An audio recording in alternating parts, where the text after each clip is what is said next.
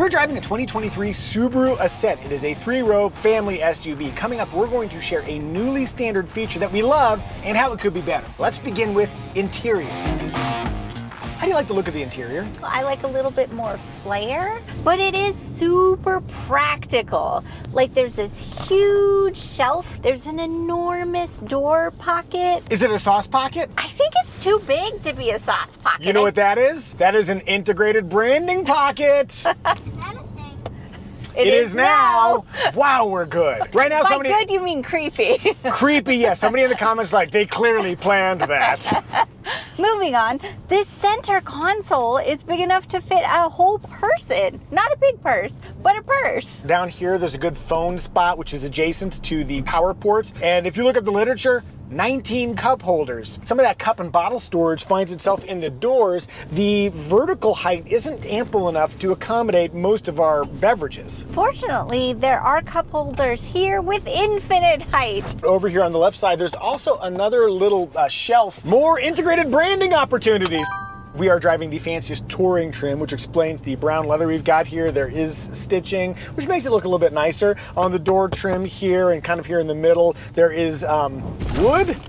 No, that's not wood. I do like the fact that they have USB ports in all 3 rows. In the second row, you've got sliding and reclining second row seats. The Ascent is offered in 8 or 7 passenger versions. We've got the 7 passenger, which allows that easy walk through for our kiddo going back to the 3rd row. This one is just barely appropriate for me. My head is skimming the headliner and my knees are brushing up against the second row seat backs if the second row is positioned for my body type. 5 foot 10 inches, long torso. It always sounds like you're bragging when you mention the long torso. I'm not bragging. Really, you're just trying to indicate that you have shorter legs. Yeah, I got these stubby little legs and I'm really proud of it. So not the roomiest 3rd row, but workable in a pinch for an adult and really more of a child space. What I do like about the 3rd row is 3rd row access. The rear doors open very wide, and then when you slide the 2nd row forward, a child can do it, and you've got very flat places to put your feet and a pretty wide aperture into that 3rd row. You can leave the booster seat installed and still move that seat out of the way. Leaving the booster seat installed for us as lazy parents, that's a real boon. If you're gonna fold the 2nd row seats flat to make room for more cargo, you will need 2 hands. You gotta pull that one little lever and then the other. Speaking of folding seats, if you wanna drop the 3rd row, there's a pull, and I was struggling to describe it. Informal, I think.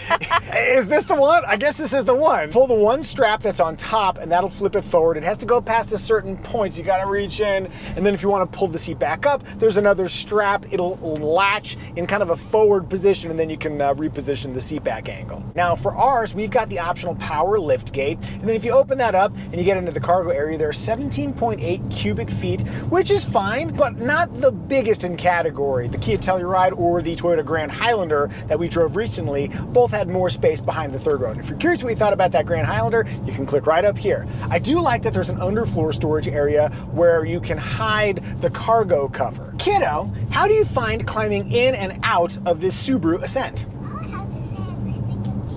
And why do you think it's easy to climb in and out? I think it's because it's low. Cool. And then, sweetie, any issues getting the booster seat installed? No issues. The latch points are covered by 2 tiny little latch flaps. The door opening is adequate. It was easy to install the booster. As for safety, the Subaru Ascent ranks high. It is a 5-star overall vehicle from the NHTSA. It is an IIHS Top Safety Pick Plus. It has a suite of active driver assist, automatic emergency braking. You've got lane keeping assist. Full speed adaptive cruise control also comes standard. Plus there are 7 airbags, including a driver's knee airbag. Also mentioned 2 optional features. There is an automatic emergency steering system that'll work under 50 miles an hour to help steer you around a potential impact. And then there's also a driver distraction mitigation system that observes and judges you. It says, hey, pay attention, won't you? Family, what do we think? Is the Subaru Ascent family friendly? Yay! Family friendly.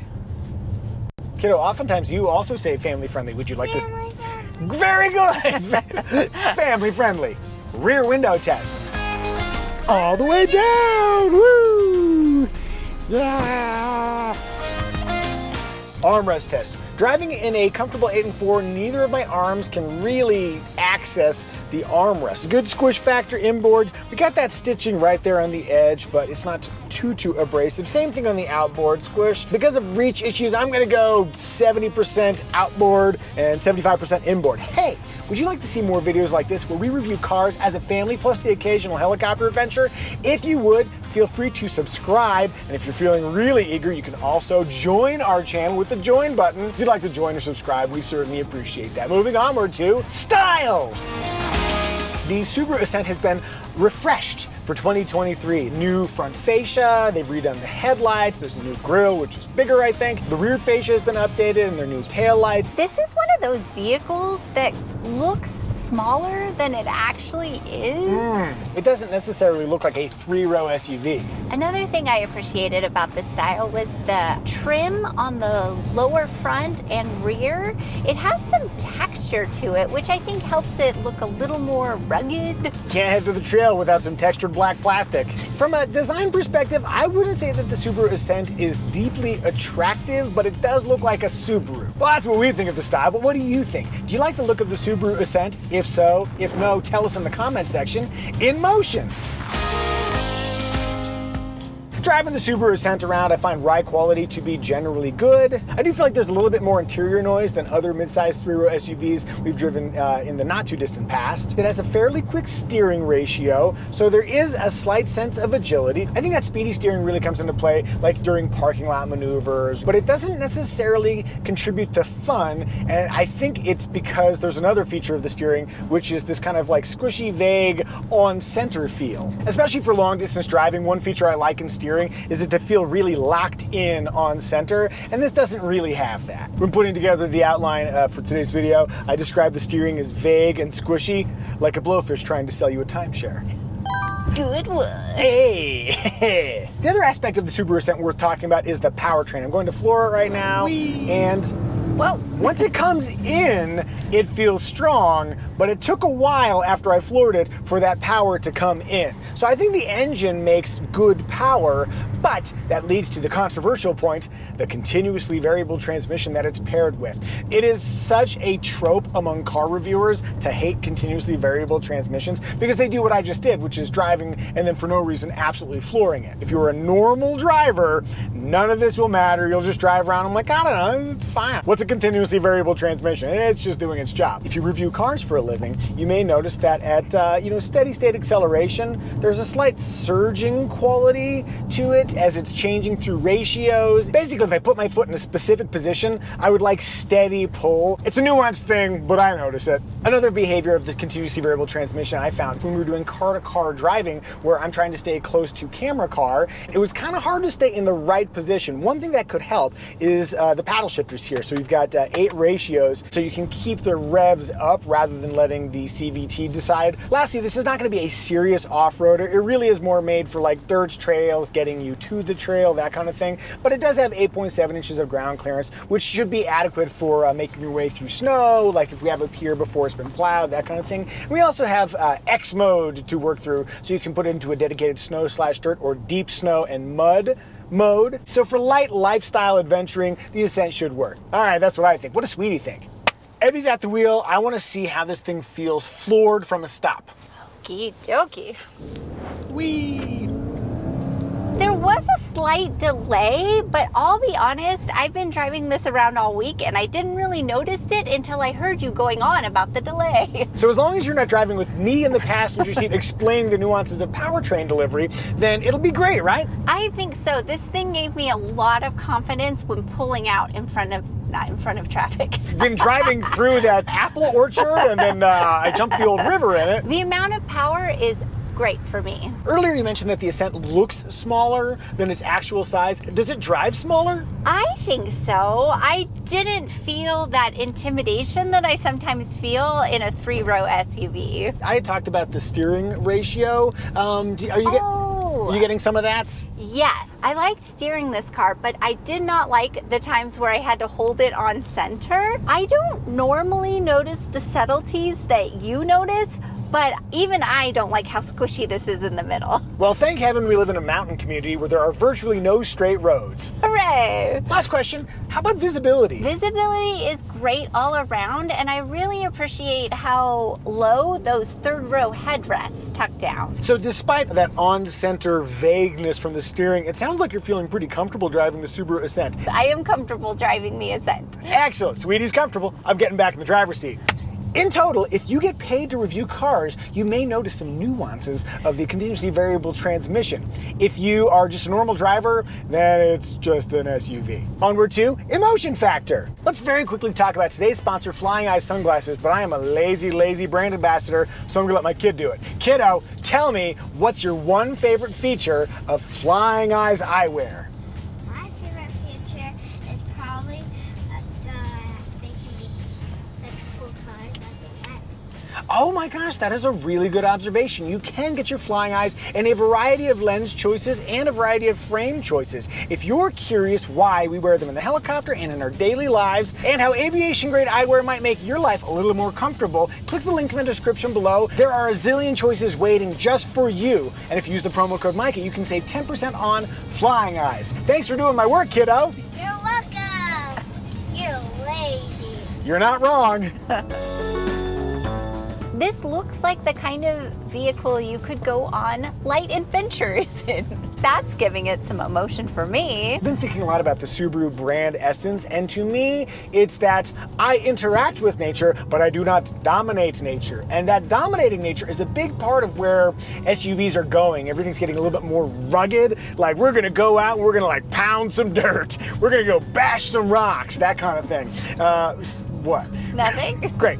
And Subaru's vibe has never really been that. It's like, I don't know, I might go kayaking, or I'm just gonna go to a trail and walk a dog or something. I'm really relating to Subaru's particular brand of adventuring. Gentle adventures. Gentle adventures. I don't know, what do you guys think? Are you feeling emotionally drawn to buy a Subaru Ascent of your very own? If you are, you may need to sell your current car first. If you'd like to know what your current car is worth or what you should spend for a Subaru Ascent, click the Kelley Blue Book pricing link in the description below. Remarks!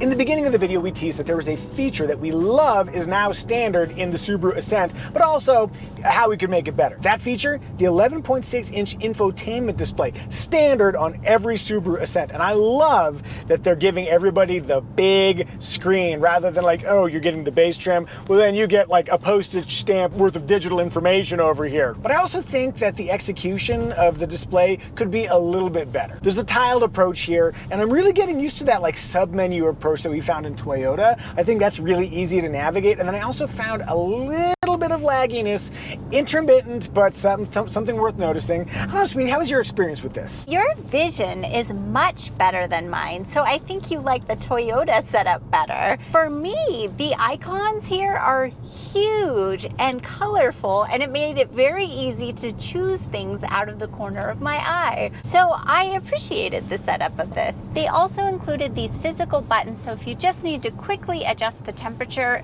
that's right at hand. Now, one thing I think we definitely could improve, though, is screen space utilization with the new surround view camera. The camera system is new for 2023 and incorporates 4 cameras around the vehicle to create a quasi bird's eye view above the vehicle. I am kind of curious why they didn't use a little bit more of the screen real estate, even when you make it in its largest form, partly for people like you that have marginal vision. I would appreciate that. That said, again, big fan of the screen, and I like that Apple CarPlay and Android Auto wireless both come standard. I really like the conversation mirror that's here, but its operation feels a little bit cheap. If you like touch it, it just feels like, I don't know. But I do want to see my daughter. Hello, child. Hi. Hey. Do you get distracted when you're dropping your kid off at school? Then you'll love Vehicle Drive Away Alert. That's a helpful feature, and I like that they've included it. There's also a new Cabin Connect feature. We've seen it in other vehicles where you can amplify the driver's voice to those in back. Hello, theoretical people in the third row. I sound a little flangey. Surrender, humans. Your defeat is imminent. Ha ha. Let's just get rid of that. Now serving number 34. Last thing, Subaru's updated eyesight for 2023. They've added a wider view mono camera. From my perspective, it's still not the smoothest implementation of lane keeping assist, but it works generally well. Oh, and last thing, the Subaru Ascent is consistently a Kelley Blue Book cost to own winner, meaning it costs less to own over a 5-year period than any other vehicle in the category, and a big part of that is because of excellent resale values. Now it's time for everybody's favorite segment, the Muzio family smell test. Our daughter does not like new car smell, and we know some people might agree with her. Kiddo, how do you find the smell of the Subaru Ascent? Is it good, bad, or just okay? Just okay.